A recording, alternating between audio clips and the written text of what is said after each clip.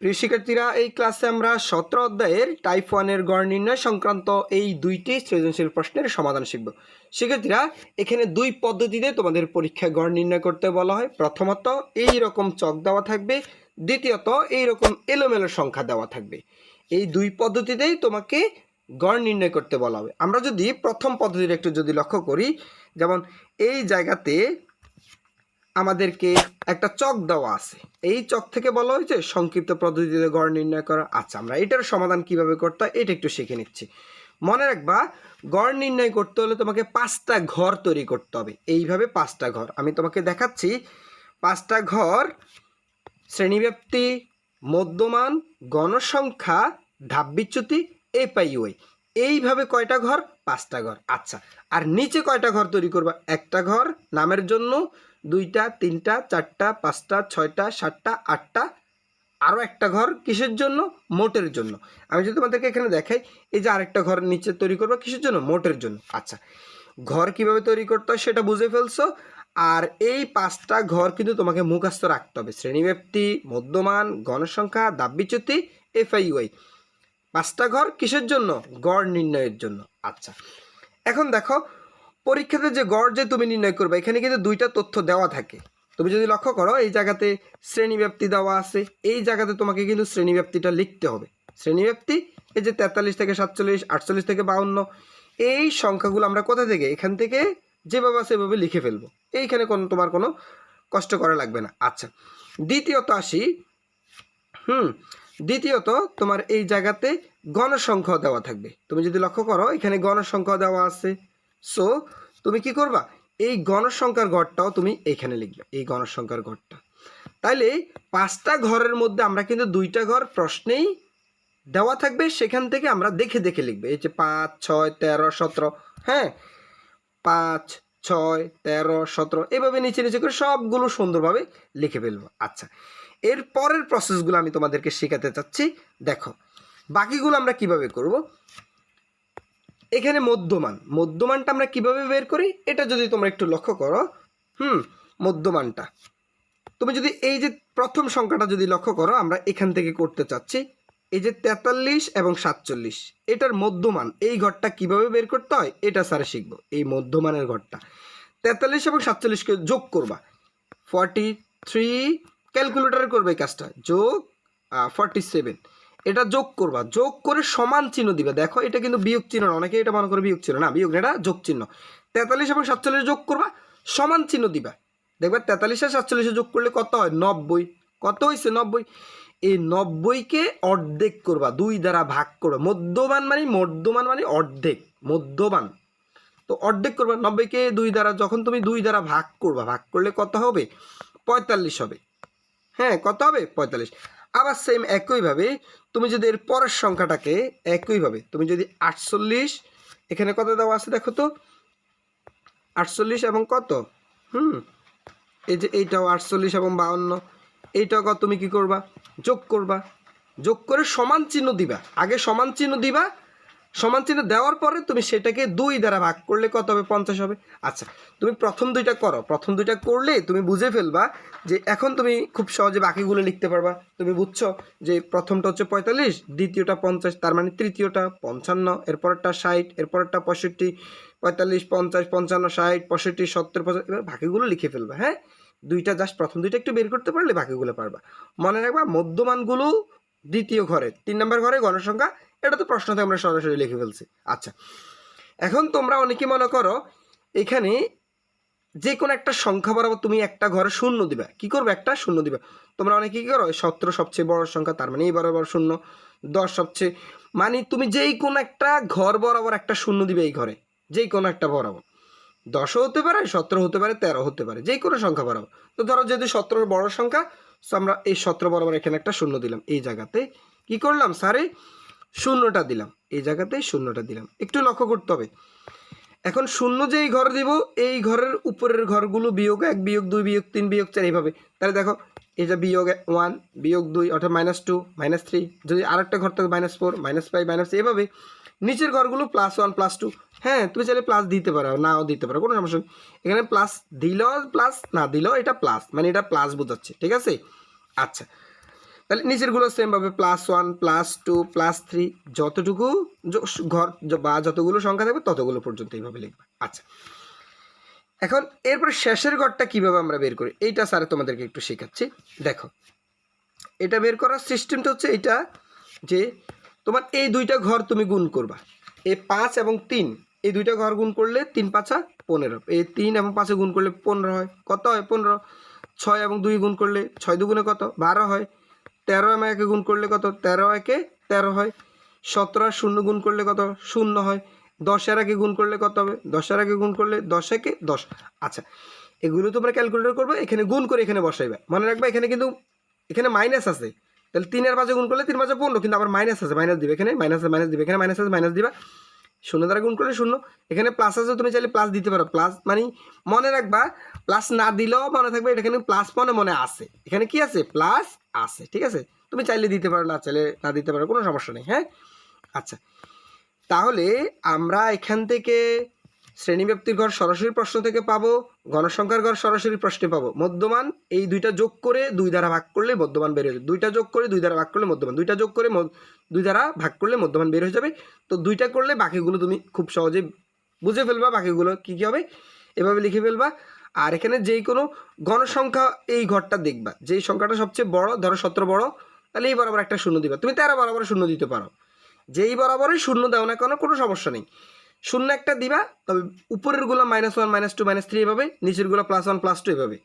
আচ্ছা, তারপরে কি করবা, এই ঘরটা কেমনে বার করছে স্যারে? ওই যে 5 আর 3 গুণ করে 3 5 15, এইগুলো গুণ করে এই দুইটা গুণ করবে, শেষে দুইটা গুণ করে এই ফলাফল গুণ করে এই ফলাফলটা পাবা। আচ্ছা, এতটুকু পর্যন্ত আশা করি আমরা সবাই বুঝতে পেরেছি। হ্যাঁ, এখন আমরা আমাদের এই মোট কিভাবে বের করতে হয় এটা একটু করব। হ্যাঁ, এটা কিভাবে, বাকি কাজটুকু কিভাবে করতে হয় এটা একটু লক্ষ্য করো। দেখো, তো এই জায়গাতে মোট লিখবো আমরা, এই সবগুলো গণসংখ্যা যোগ করব, গণসংখ্যার গড় এই সবগুলো যোগ করলে কত হবে 60 হবে। অথবা তুমি যোগ করার প্রয়োজন নেই, প্রশ্নে কিন্তু লেখা থাকে এই জিনিসটা। হ্যাঁ, অনেকেই এই জিনিসটা যোগ করতে করতে অনেক সময় ব্যয় করে। এই যে প্রশ্নে লেখা থাকে 60 জন শিক্ষার্থী 40 জন শিক্ষার্থী, এখানে কিন্তু এগুলো লেখা থাকে। হ্যাঁ, সো তুমি চাইলে যোগ করতে পারো, অথবা তুমি এখান থেকে শর্টকাট ব্যবহার করতে পারো, n = 60। আচ্ছা, এইখানটাতে অনেকে ভুল করে এই যোগ বিয়োগে, এইটা স্যারের তোমাকে শিখেছি, তুমি জাস্ট ক্যালকুলেটরটা এখন নাও, স্যারে বলছি নাও, -15 উঠাও, মাইনাস দাও 1 দাও 5 দাও, আবার মাইনাস দাও 1 2, আবার -1 3, শূন্য দেওয়ার দরকার নেই, শূন্য দিলেও ইচ্ছা না দিলেও ইচ্ছা। এরপর প্লাস দাও 1 0 10, মানে 10 উঠাও, এরপর প্লাস আবার 1 0, আবার প্লাস 1 2, সমান চিহ্ন দেওয়ার সাথে সাথে দেখবে -8 চলে আসছে। ঠিক আছে, অনেকেই এই জিনিসটা করতে পারে না। -15 -12 -13 উঠাইবা, +10 +10 +12 সমান চিহ্ন দিবা, -8 চলে আসবে। আচ্ছা, এখন গড়ের সূত্র তোমাকে কিন্তু জানতে হবে। হ্যাঁ, গড় নির্ণয় করতে আসছো, গড়ের সূত্র জানো না, তাহলে তো তোমাকে হবে না। হ্যাঁ, আচ্ছা, গড় নির্ণয়ের সূত্র এইটা তোমরা অনেকেই বুঝো না, বলো স্যার এইটা কি? হ্যাঁ, এইটা স্যারে মুছে দিচ্ছি, স্যারে যেটা মুছে দিলাম এটা লেখার দরকার নেই তোমার। গড় এটার সূত্র হচ্ছে a + (a/(y/n) * h, এইটাই হচ্ছে আমাদের গড়ের সূত্র। এখন এর মান তুমি কোথায় পাইছো? ওই যে তুমি একটু আগে যে 0 ধরছো না, যেই বরাবর যেই ঘরটাতেই 0 ধরো না কেন, যেই ঘরটাতেই 0 ধরো না কেন, এই বরাবর এই 0 বরাবর এই যে এর মধ্যমান শ্রেণী 0 বরাবর এই শ্রেণীটা থেকে, এই যে মধ্যমান, আমরা মধ্যমানটা তা না হলে কেন বের করছি? এই শুধুমাত্র এর মানটা বের করার জন্য এই মধ্যমানের এই ঘরটা বের করছে। সো এর মানটা কোথা থেকে আসবে? মধ্যমান এই 0 বরাবর যেই ঘরটা থাকবে, 0 বরাবর যেই ঘরটা থাকবে এটা হচ্ছে এর মান। তার মানে এর মান এখানে কত পাইছি? 60 পাইছি। আচ্ছা, স্যার এখান থেকে বুঝাই দিছি যে তোমাদেরকে এর মান কত পাইছি? 60। এইটা পারবা তোমরা। এরপরেরটা দেখো, তার মানে আমার এর মান 60। চাইলে তুমি এখান থেকে আবার ডান পাশেগুলো লেখার দরকার নেই, চাইলে তুমি লিখতে পারো। হ্যাঁ, এর মান 60, ওকে। এরপরে দেখো FIU এর মান লাগবে উপরে, যোগের যোগ FIU এর মান লাগবে। FIU এর মান কোথায় পাইছি? এখানে পাইছি যে FIU এর মান কত? -8। হ্যাঁ, এই যে এখান থেকে, তাহলে এটার মান FIU এর মান উপরে -8 লিখলাম, চাইলে এখানেও লিখে ডান পাশে লিখলেও ইচ্ছা, না লিখলেও ইচ্ছা। আর নিচে হচ্ছে কি n এর মান, n এর মান তুমি এখানে কত পাইছো? 60 পাইছো। এই n এর মান n এর মান কত? 60, নিচে 60 লিখবা। তাহলে উপরে হচ্ছে FIU এর মান -8, নিচে হচ্ছে n এর মান কত? 60 লিখবা, গুণের গুণ h। এইচ মানে শ্রেণীব্যাপ্তি, মানগুলো চাইলে ডান পাশে লিখতে পারো। এইচ মানে শ্রেণীব্যাপ্তি। শ্রেণীব্যাপ্তি কি তোমরা জানো? হ্যাঁ, এখানে প্রত্যেকটা ঘর তুমি তার 73 থেকে 77 পর্যন্ত করো। 73 গুনবা, 73, 74, 75, 76, 77, 5টা ঘর। আবার এখান থেকে গণ 68, 69, 70, 71, 72, কয়টা ঘর? 5টা ঘর। বা প্রথমটা গুনলে হবে, মানে 43 থেকে 47 পর্যন্ত গুনবা। কয় কর? হ্যাঁ, গুনবা তোমরা, দেখবা তোমরা শ্রেণীব্যাপ্তিটা পেয়ে যাবে। অনেকে শ্রেণীব্যাপ্তিটা ভুল করে ফেলে। হ্যাঁ, পরীক্ষাতে অনেক সময় 6 ঘর থাকে, 7 ঘর থাকে। গুনবা, গণার ক্ষেত্রে এইটা মাথায় রাখবা, যে কোনো একটা ঘর তুমি গুনবা। শ্রেণীব্যাপ্তি মানে যে কোনো একটা ঘর গুনবা, তবে 68ও গুনবা, 72 গুনবা। 68, 69, 70, 71, 72, এই পর্যন্ত। ঠিক আছে, 5টা। তাহলে এইচের মান 5। আচ্ছা, সবগুলো মান তোমরা বুঝে ফেলছো, সবগুলো মান বসাইবা, এইচের মান বসাইবা। এখন তোমরা এই জায়গাতে অনেকে যে এই ভুলটা করো, এখানে মারামারি লাগাই দাও। না, মারামারি করার দরকার নেই। তুমি চাইলে এই ঘরটার আমরা এই পর্যন্ত তো বুঝছি না, এখান থেকে সরাসরি এই অ্যান্সারে চলে আসা যায়। জাস্ট ক্যালকুলেটারে পুরো কাজটা ক্যালকুলেটারে করবা। কি করবা? ক্যালকুলেটারে 60 উঠাইবা, যোগ উঠাইবা, এরপর -8 উঠাইবা। আচ্ছা, -8 উঠানোর জন্য ওই যে ভগ্নাংশ, এরকম অনেকের ক্যালকুলেটারে তোমরা দেখবে সাইন্টিফিক ক্যালকুলেটার ইউজ করবে, তো সমস্যা নেই, এরকম বক্স আকারে থাকে। হ্যাঁ, তাহলে উপরের ঘরে তুমি উঠাইবা -8, নিচের ঘরে উঠাইবা 60, আবার ডান পাশে যাই গুণ দিবা, গুণ দিয়ে 5 উঠাইবা। আচ্ছা, যদি এটা না পারো তাহলেও কোনো সমস্যা নেই, আমি আর একটু দেখাচ্ছি, ভেঙেও দেখাচ্ছি তোমাদেরকে। ধরো 60 কিন্তু আগে গুণের কাজ, আগে সবসময় গুণের কাজ। তাহলে তুমি 60 এটা যেভাবে আসতো এইভাবে লিখে ফেলবা। তারপরে কি করবা? 5 গুণ 8, 5 আটা 40, মানে এই পুরো কাজটা একটু এই লাইনটা একটু শর্টকাট করতে চাই স্যার। হ্যাঁ, -8 দিবা, ক্যালকুলেটারে -8 দিবা, ভাগ 60 দিবা, গুণ 5 দিবা, দেখবা এই লাইনটা চলে আসছে। আর 60 যেভাবে আছে ওইভাবেই থাকবে। তো 60 থেকে এটা বিয়োগ করো, 60 বিয়োগ এটা, দেখবে এটা চলে আসছে। আচ্ছা, এই কাজগুলো ক্যালকুলেটর করবে, এটা সবাই পারবা। আচ্ছা, স্যারে আবার তোমাদেরকে একটু রিভাইজ করতেছি। দেখো, মনে রাখবা এই অঙ্কগুলোর সমাধানের ক্ষেত্রে 5টা ঘর লাগবে। শ্রেণীব্যাপ্তি, মধ্যমান, গণসংখ্যা, ধাপবিচ্যুতি, এফআইইউআই। শ্রেণীব্যাপ্তি আর গণসংখ্যা প্রশ্নে দেওয়া থাকবে। শ্রেণীব্যাপ্তি, গণসংখ্যা প্রশ্নে দেওয়া থাকবে, মধ্যমান তোমাকে বের করতে হবে। আচ্ছা, কীভাবে বের করতে এটা জানো। এরপর তুমি গণসংখ্যা বরাবর যেই সংখ্যাটা সবচেয়ে বড় দেখবা, তুমি যেই কোনো সংখ্যা বরাবর দিতে পারো। শুধু 17 বরাবর দিলে হবে, 13 বরাবর দিলে হবে, যেই বরাবরই দাও না কেন, জাস্ট ওই বরাবর শূন্য একটা দিবা। তো তুমি যদি এই বরাবর শূন্য দাও, ধরো এই ঘরে তুমি যদি শূন্য দাও, হ্যাঁ, এই ঘরে যদি শূন্য দাও, তাহলে এই ঘরে হচ্ছে -1, এই ঘর হচ্ছে -2, ঠিক আছে। আবার নিচের ঘর হচ্ছে এখানে +1, এখানে +2, +3, এইভাবে নিচেরগুলো প্লাস। আর এরপরে শেষের ঘরটা কেমনে বের করছো? এই দুইটা গুণ করে এখানে, এই দুইটা গুণ করে, এই দুইটা গুণ করবা করে এখানে, এই দুইটা। তবে এখানে মাইনাস আছে, মাইনাস দিতে হবে এখানে। হ্যাঁ, আর এগুলো প্লাসের, শূন্যের নিচেরগুলো প্লাসের, উপরগুলো মাইনাসের, এভাবে করবা। তারপর তুমি গড় নির্ণয়ের সূত্র কিন্তু মাস্ট মুখস্থ রাখতে হবে। এই সূত্র অনুযায়ী মানগুলো বসাই দিলে তোমার অ্যান্সারটা বের হয়ে যাবে। হ্যাঁ, আচ্ছা, এখন আসি, যদি এই রকম এলোমেলো আকার উপাত্ত দেওয়া থাকবে, তখন তুমি কিভাবে গড় নির্ণয় করতে বলা হলে তুমি কিভাবে করবা? একই প্রসেস। মনে রাখবা, তুমি তো জানো গড় নির্ণয়ের জন্য কয়টা ঘর? 5টা ঘর। শুধুমাত্র তোমাকে একটা ঘর অতিরিক্ত করতে হবে, সেটা হচ্ছে ট্যালির ঘর। কিসের ঘর বলো তো?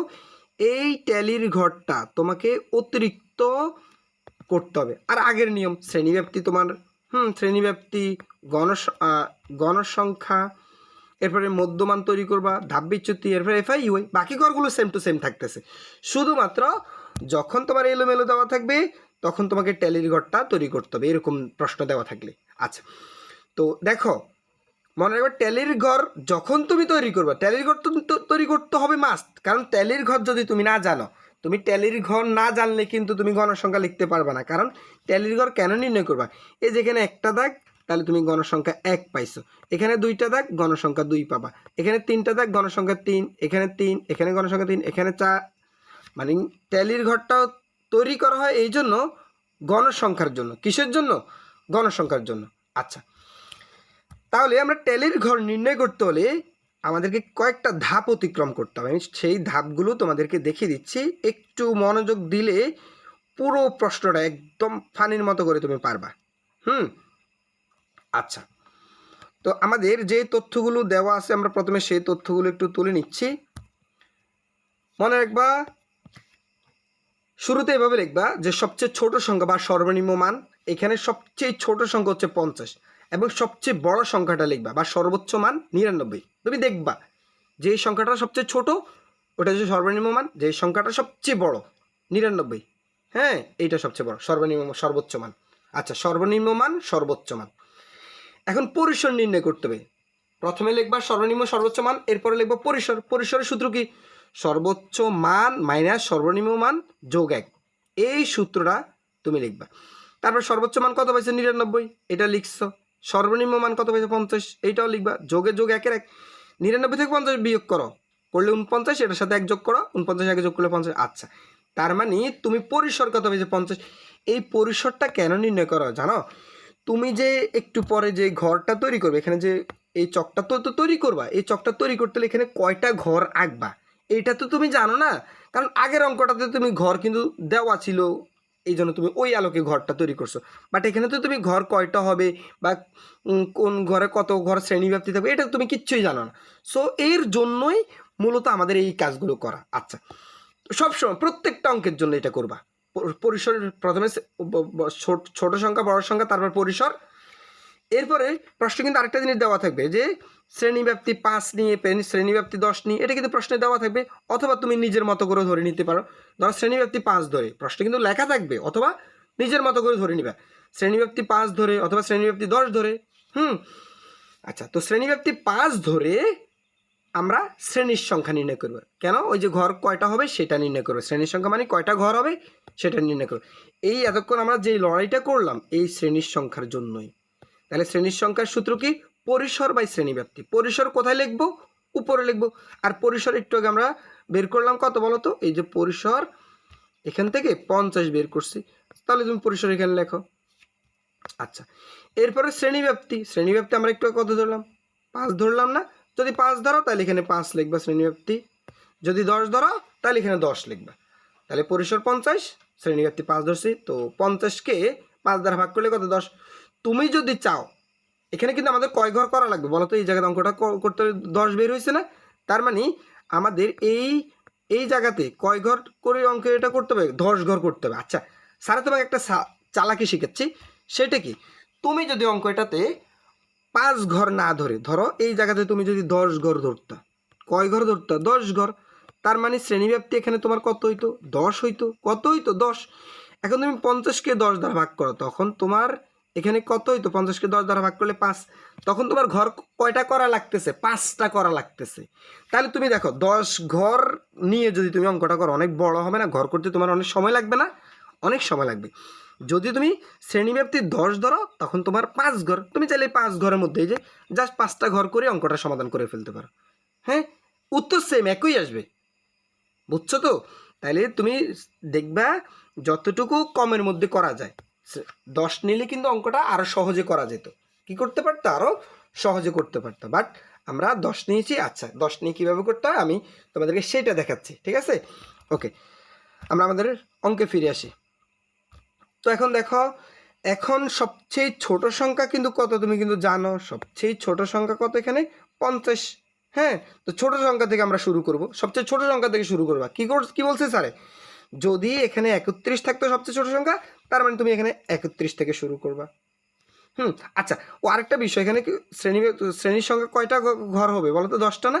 অনেক সময় দেখা যায় এখানে 10 না এসে 10.2 আসে বা 10.3 আসে। তার মানে তুমি বা 11 ঘর, কয় ঘর তৈরি করবা? 11 ঘর, মনে থাকবে?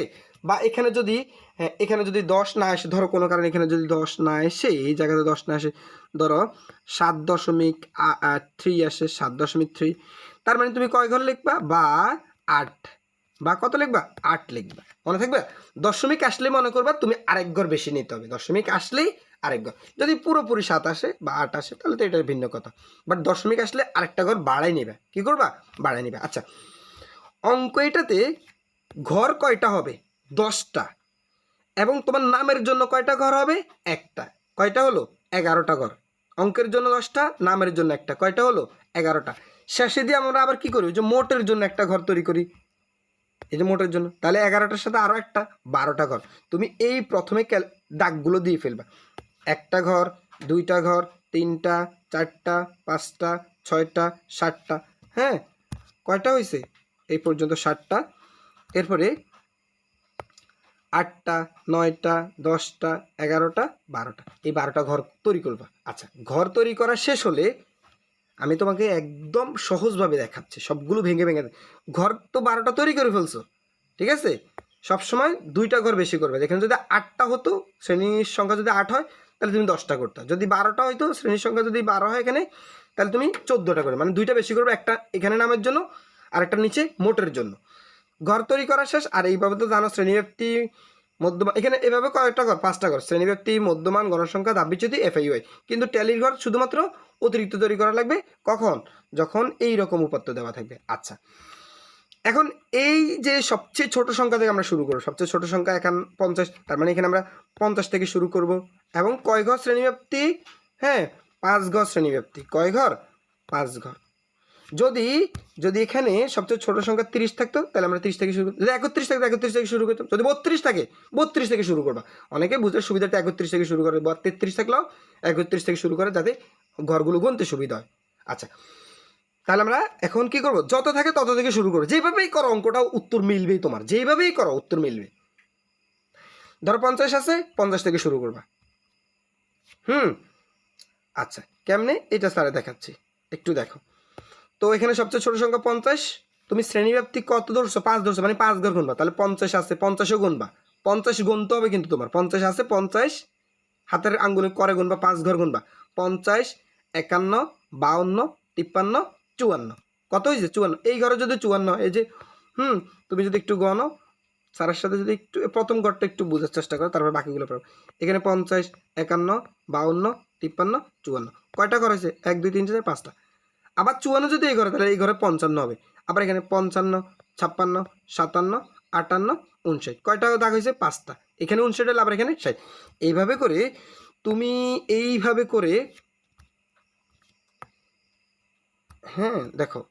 সেক্ষেত্রে আমাদের ক্লাসগুলো তোমাদের কাছে কেমন লাগে অবশ্যই কমেন্ট করে জানাবা। হ্যাঁ দেখো, এরপর এখানে 59 হলে এখানে 60 থেকে 64, 64 থেকে এখানে 65, 65 থেকে 69, এভাবে করে বাকি ঘরগুলো তুমি বুঝে ফেলছো। বাকি ঘরগুলো এভাবে করে ফেলবা। কয়টা পর্যন্ত করবা, শেষের ঘর পর্যন্ত করবা, শেষের ঘর পর্যন্ত। কিন্তু শেষের ঘরে তো মোট এইখান পর্যন্ত, যেই পর্যন্ত যায়। অঙ্কের জন্য তোমার কয়টা ঘর, 10টা ঘর, ওই 10টা ঘর পর্যন্ত করবা। কিন্তু শেষের ঘর তো মোট, ওইটা মোট লিখে রাখবা। আচ্ছা, এখন দেখো এই ট্যালিগুলো কোত্থেকে আসে। প্রথমে শ্রেণীব্যাপ্তি লিখবে, তারপর ট্যালির কাজ। দ্বিতীয় কাজ কি, ট্যালি। আচ্ছা, আমাদের শ্রেণীব্যাপ্তি এটা কিন্তু করা শেষ, শ্রেণীব্যাপ্তি এটা করা শেষ। এখন ট্যালি কিভাবে করতে এটা একটু দেখাচ্ছি। ট্যালি তুমি এইখানে, হ্যাঁ আমি তোমাকে দেখাচ্ছি। এই যে এখান থেকে প্রথম সংখ্যাটি কত, প্রথম সংখ্যাটি, এই যে প্রথম সংখ্যা হচ্ছে 75। 75 দেখো, এই যে 55 থেকে 54, এই 75 কোন ঘরে আছে, এই যে 70 থেকে 74, 75 থেকে 79 এই ঘরের মধ্যে পাইছো তুমি, এই ঘরে। তার মানে তুমি এখানে একটা দাগ দিবে, এখানে একটা দাগ টানবা। এরপরে এখানে কিন্তু সরাইতে পারবা না। হ্যাঁ, এরপরের সংখ্যা কি দেখো তো, 65। 65 কোথায় পাইছে দেখো, এই যে 60 থেকে 64, 65 থেকে 69, এই যে 65 থেকে 69 এই ঘরের মধ্যে আছে। তার মানে এই ঘরে তুমি একটা দাগ দিবা। এরপর 80 কোন ঘরে, 80 দেখো, 80 থেকে 84, তার মানে এই ঘরে একটা দাগ দিবা। এরপর 55 কোন ঘরে, 55 এই ঘরে আছে, মানে এখানে একটা দাগ দিবা, ঠিক আছে। এরপর 60 কোন ঘরে আছে, 60 এই ঘরে, এখানে একটা দাগ দিবা। আচ্ছা, এরপর 80 কোন ঘরে, 80 এই ঘরে, এখানে একটা দাগ দিবা। আচ্ছা, এরপর 50 কোন ঘরে, 50 এই ঘরে, এখানে একটা দাগ দিবা। আচ্ছা, এরপর যদি 51 কোন ঘরে, ধরো 51 কোন ঘরে, তাহলে এখানে। যদি 52 তাহলে এখানে। যদি 53 এখানে। 54 হলে এখানে। 55 হইলে এই ঘরে, 56 হইলো এই ঘরে, 57 হইলো এই ঘরে, 58 হইলো এই ঘরে, 59 হইলো এই ঘরে। যদি 60 হয় তাহলে এই ঘরে চলে আসবে। এইভাবে করে এই সংখ্যাগুলো তুমি কি করবা, বসাইবা। এবং মনে রাখবা 5টা যখন হবে তখন তুমি কি করবা, যতটা সংখ্যা হবে ততটা দাগ দিবা। এবং 5টার সময় আড়াআড়িভাবে, এই যে এখানে দেখতেছো আড়াআড়িভাবে দিবা, ঠিক আছে। এটা তো তোমরা বুঝছো। 4টার সময় 5টা যখন হবে তখন তুমি ধরো 1টা 2টা 3টা 4টা হয়েছে, এখন আরেকটা দাগ পড়তেছে 5টা, তাহলে এখানে আড়াআড়িভাবে দিবা। 6টা হলে আবার একটা, 7টা হলে আবার একটা, 8টা হলে আরেকটা, 9টা হলে আরেকটা, যখন আবার 10টা হবে তখন আবার আড়াআড়িভাবে দিবে। হ্যাঁ, বুঝছো তো। আচ্ছা, এইভাবে করে ট্যালি ঘরগুলো দিবা। আশা করি তোমরা ট্যালির ঘর কিভাবে দিতে হয় এটা বুঝে ফেলছো। এখন ট্যালির ঘর গুনবা।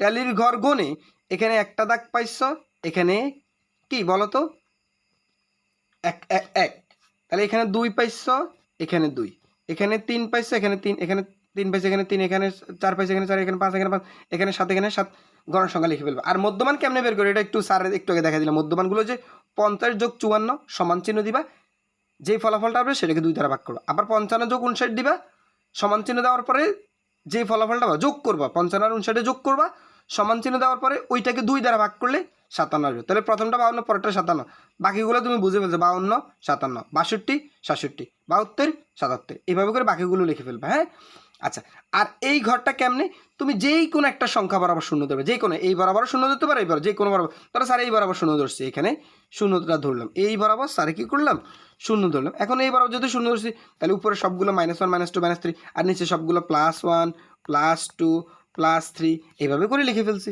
আচ্ছা, এরপরে তাহলে এই ঘর মধ্যমানের ঘর বুঝলাম, এইটা বুঝলাম, এইটা এখন এটা কেমনে আসে, এই যে এটা 5 আর 1 গুণ করলে -5, এখানে মাইনাস আছে, মাইনাস দিতে হবে কিন্তু, হ্যাঁ এগুলো মাইনাস থাকলে এগুলো মাইনাস দিতে হয়। আচ্ছা, 3 দ্বারা গুণ করলে 3 3 9, 3 দ্বারা 2 গুণ করলে 3 2 গুণে 6, 4 দ্বারা 1 গুণ করলে 4 2 গুণে, আগের মতো করে গুণ করবা। হ্যাঁ, নিচেও সেমভাবে একইভাবে গুণ করবা। তারপর একটু আগে স্যারে যেভাবে দেখাইছিলাম যে সবগুলো যোগ করলে n = 30, অথবা প্রশ্ন দেওয়া থাকে 30 জন n এর মান, আর এখানে যোগ করলে তুমি কত পাইছো, -11 মোট। হ্যাঁ, তারপর ওই যে পূর্বের ন্যায় গড়ের সূত্র লিখবা। গড়ের সূত্র তো সবাই জানো, গড়ের সূত্র লিখে তুমি মানগুলো বসাই দিলে তোমার অ্যান্সারটা বের হয়ে যাবে। গড়ের সূত্র হচ্ছে এইটা, লেখার দরকার নেই, এইটা তোমার লেখার দরকার নেই, ঠিক আছে, এই অংশটুকু এলোমেলো হয়ে যায়। গড়ের সূত্র লিখবা, এর মান ওই যে যেই বরাবর শূন্য ধরছো, তুমি যেই বরাবর শূন্যটা ধরলা, এই যে এর মান যেই বরাবর শূন্য ধরবো ওই বরাবর মধ্যক শ্রেণীর মানটা হবে এর মান, ঠিক আছে, এই মানটা কত 77, এই বরাবর ধরবো, শূন্য যে বরাবর এই বরাবর। হ্যাঁ, কোন শ্রেণীর, ওই যে মধ্যমান থেকে 77। আচ্ছা, আর বাকি মানগুলো তো এখানে দেওয়া আছে, এখান থেকে আমরা বাকি মানগুলো লিখে ফেলবো। দেখো একদমই সহজ, খুব মনোযোগ। দেখো এখান থেকে এই যে FIU এর মান এখানে 11, এরপর এর মান লিখছো, n এর মান কত 30, এটা লিখে ফেলবা নিচে। হ্যাঁ, তারপরে কাজ কি বলো তো, এরপরের কাজ যেটা, এটা তোমরা এটা ক্যালকুলেটর করবে, এখানে ভুল করা যাবে না কোনোভাবেই, এই মিস্টেকগুলো করা যাবে না।